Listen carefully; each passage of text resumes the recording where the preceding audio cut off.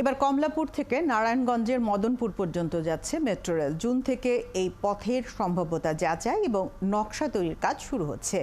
MRT 4-এর আওতায় সম্ভাব্যতা যাচাইয়ের সময় লাগবে 15 মাস। এরপরই প্রকল্পের মূল কাজ শুরু হবে। ঢাকার পাতাল পথে আর রাজধানীর বাইরে উড়াল পথে চলবে এই রুটের মেট্রো রেল। আরও জানাচ্ছেন নয়নাদিত্য। এবার নারায়ণগঞ্জে যাচ্ছে মেট্রো রেল। মেট্রো রেল 4-এর আওতায় রাজধানীর সাথে নারায়ণগঞ্জের মদনপুরকে যুক্ত করা হবে। কমলাপুর থেকে নতুন এই পথটি যাত্রাবাড়ি, শনিরাখড়া, সাইনবোর্ড, চট্টগ্রাম রোড ও কাঁচপুর হয়ে যাবে মদনপুর পর্যন্ত।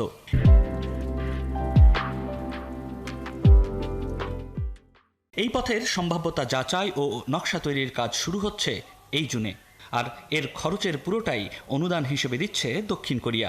কাজটি করবে দক্ষিণ কোরিয়ার দোহা ইঞ্জিনিয়ারিং কর্পোরেশন। দোহা কনসোর্টিয়ামে 4টা অর্গানাইজেশন আছে। Dohwa engineering, Yooshin engineering, Testo engineering and Korea rail road corporation. জুন মাসের প্রথম দিক থেকে মোবিলাইজেশন শুরু করবে।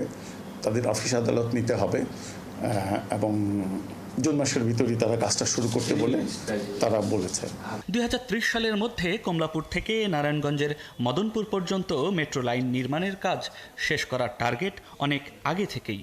যদিও মূল নির্মাণ কাজে কে অর্থায়ন করবে সেটি এখনও নিশ্চিত হয়নি। সংশ্লিষ্টদের আশা, সম্ভাব্যতা যাচাই শেষ হবার আগেই অর্থায়নের বিষয়টিও নিশ্চিত হবে। ফিজিবিলিটি স্টাডি হয়ে গেলে আমরা একটা কংক্রিট জায়গায় পৌঁছে গেলাম, তার সাথে বেসিক ডিজাইনটা হয়ে গেলে সম্ভাব্য খরচটা চলে আসতো। তখন বিভিন্ন ডোনাররা বলেন বা যদি গভর্নমেন্ট নিজে ইচ্ছা করে তাহলে সেই জায়গাটা থেকে আমরা সামনের দিকে অগ্রসর হতে পারি। যারা ফান্ডিং হান্ট করে ইআরডি, তাদের কাছে আমরা ইতিমধ্যে প্রস্তাব পাঠিয়ে দিয়েছি। এই কাজটি শেষ হলে রাজধানীর যোগাযোগের অন্যতম হাব হয়ে উঠবে কমলাপুর, যেখান থেকে উত্তরা, এয়ারপোর্ট ও টঙ্গী পর্যন্ত যাতায়াতের জন্য থাকবে আরও 3টি মেট্রো লাইন।